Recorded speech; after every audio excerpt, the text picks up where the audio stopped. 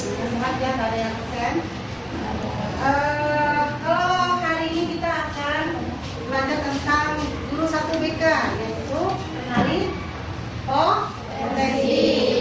Sebelum kita membahas tentang potensi diri, marilah kita sama-sama untuk nyanyi sama-sama ya, nyanyi tentang 7 jurus BK. Ayo berdiri. Ya, benar.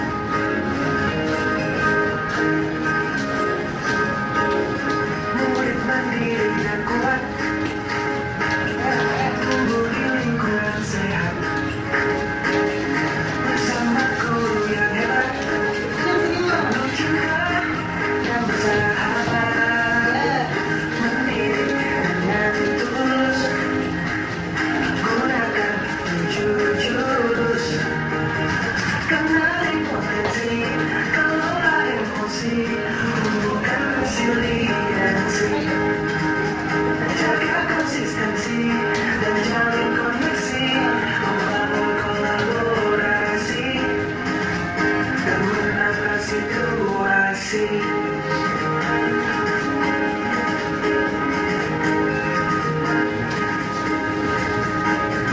Sekolah aman dan nyaman dan juga menggembirakan,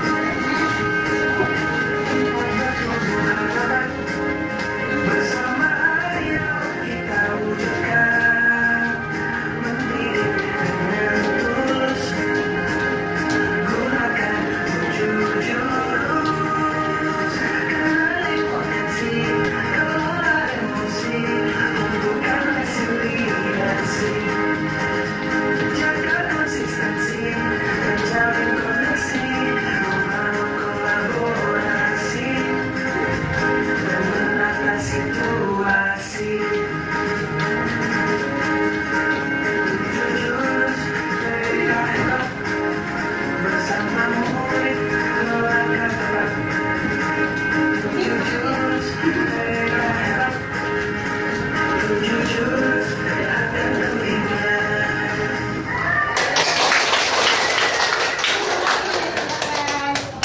Kemarin kita sudah belajar tentang apa? Tentang apa?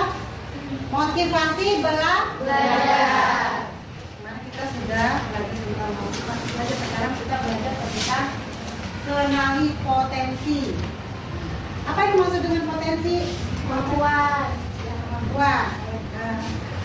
Usia. Kemampuan apa? Kemampuan seseorang. Kalau Desta, Potensi diri itu adalah kemampuan, kekuatan, atau bakat seseorang yang masih terpendam dan belum dimanfaatkan secara maksimal. bahkan seseorang yang masih terpendam, belum tergali, masih asli dan di dalam diri seseorang adalah potensi diri. Contoh potensi diri, siapa yang mau baca? Melihatnya coba baca. Contohnya, silakan baca.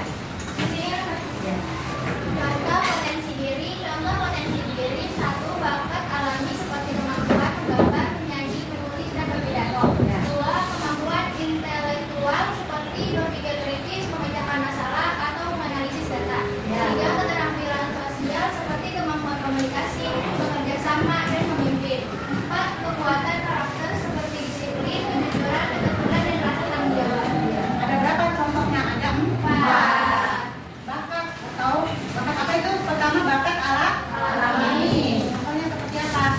Gambar, kan melukis itu kemampuan sendiri. Nggak bisa dibuat-buat.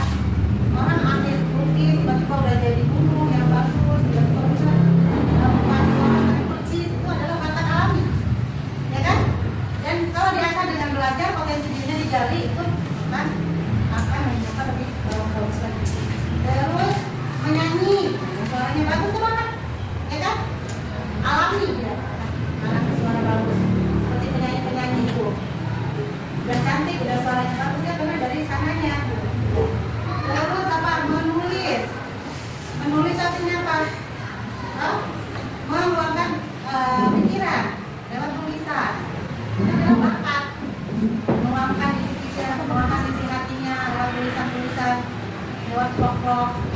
Itu adalah bakat. Atau berpidato di depan orang banyak, itu bakat juga. Jadi dari awalnya sudah ada bakat seperti itu, terus digali lagi potensinya menjadi lebih baik. Yang kedua adalah kemampuan intelektual seperti berpikir kritis, pendidikan. Kemampuan pendidikan. Berpikir kritis, memecahkan masalah. Jadi kita misalnya bagaimana kita berjualan, bagaimana strategi jual supaya laris, bagaimana kita dapat keuntungan yang untuk memecahkan masalah. Berpikir kritis atau menganalisis data. Itu intelektual. Digali lagi intelektual. Yang ketiga adalah kemampuan atau keterampilan sosial. Sosial itu artinya apa? Bersosialisasi dengan orang banyak, berkomunikasi. Ya. Terus apa lagi?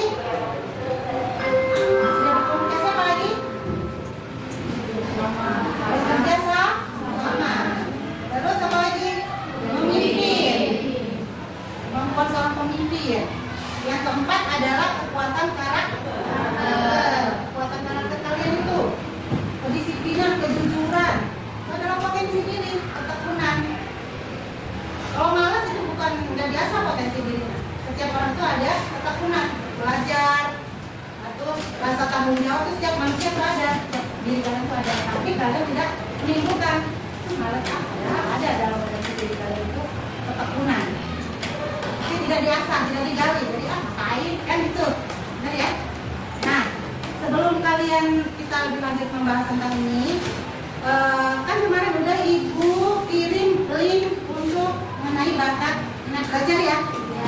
Silakan kalian isi link tersebut di HP yang di grup dikirim, silakan sekarang nanti ditulis di poligami yang buku bagikan, terus kalian tempel di sini ya.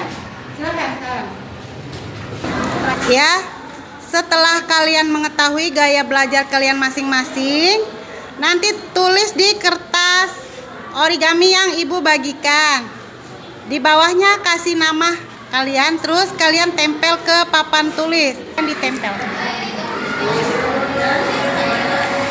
Ya. Oke. Selanjutnya siapa yang sudah, silakan ditempel kembali.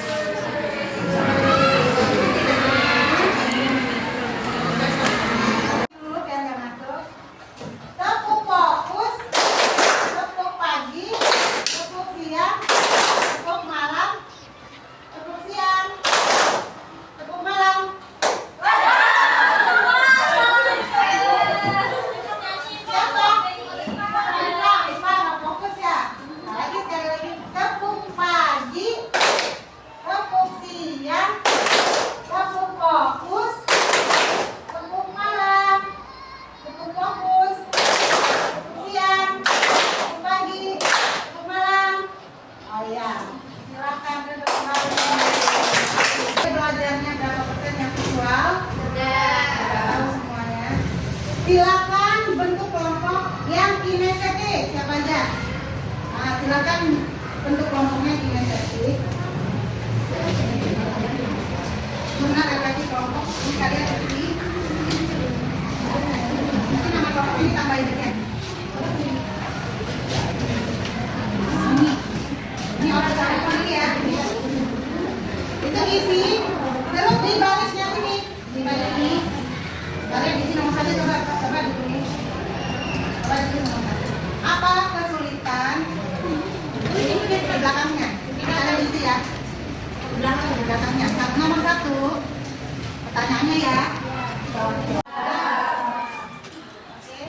Kalau udah semua, kalian silakan presentasikan untuk kelompok kinestetik. Silakan presentasikan. Kalian boleh menyiapkan pertanyaan Mbak.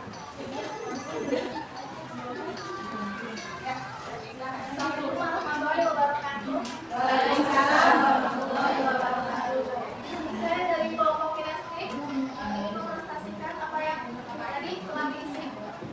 Jadi kesimpulannya setelah saya pelajari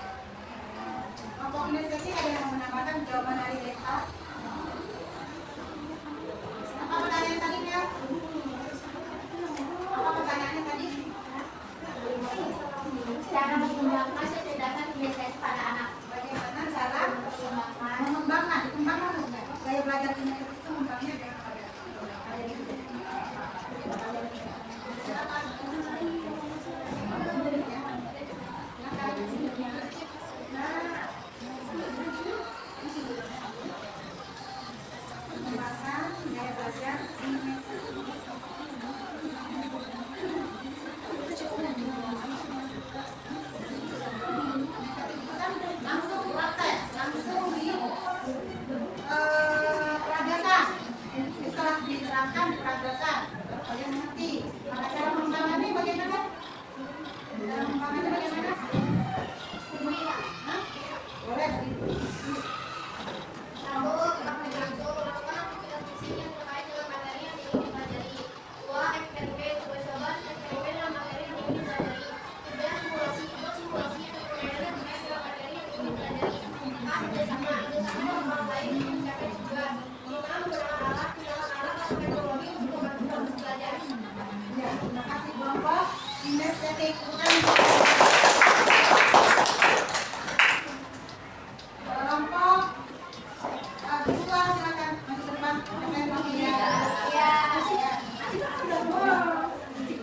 Ini kelompok lain silakan bertanya.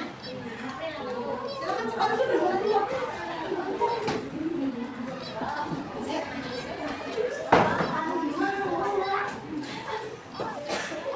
Kelompok visual. Ya.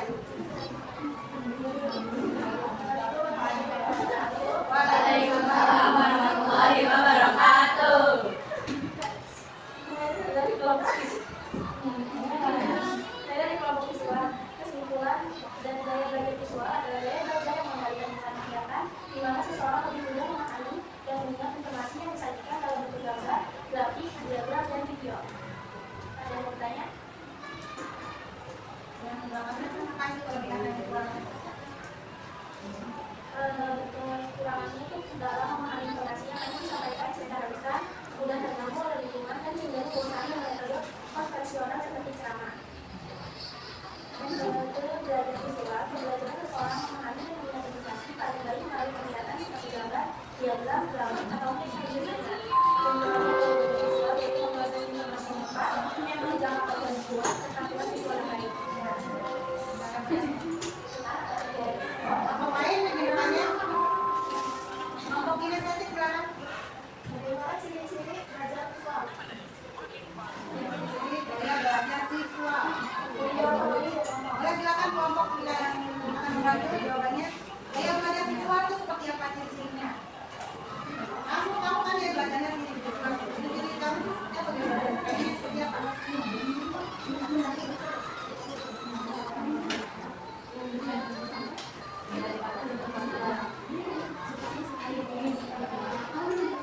Ya, boleh.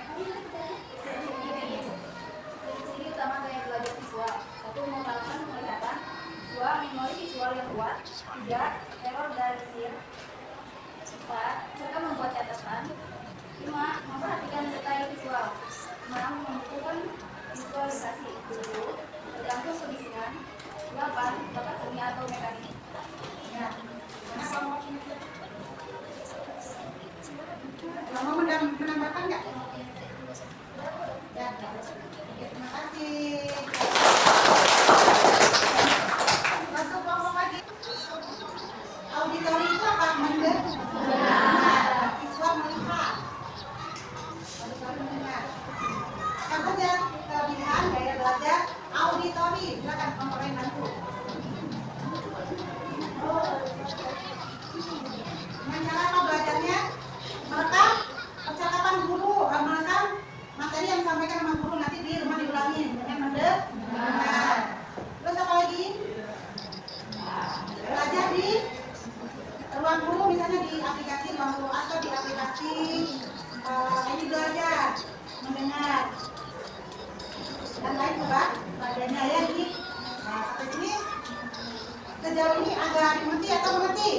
Ya, cukup sekian dari sini. Kita kasih tepuk tangan pada hari ini dan kita menutup pada kita dengan doa. Siapa yang akan memimpin doa? Jadi siapa yang ingin pertama Pauzi. Ya, sekarang Pauzi. Belum siap, sebelum pulang, mari kita berdoa. Berdoa dimulai. Bismillahirrahmanirrahim.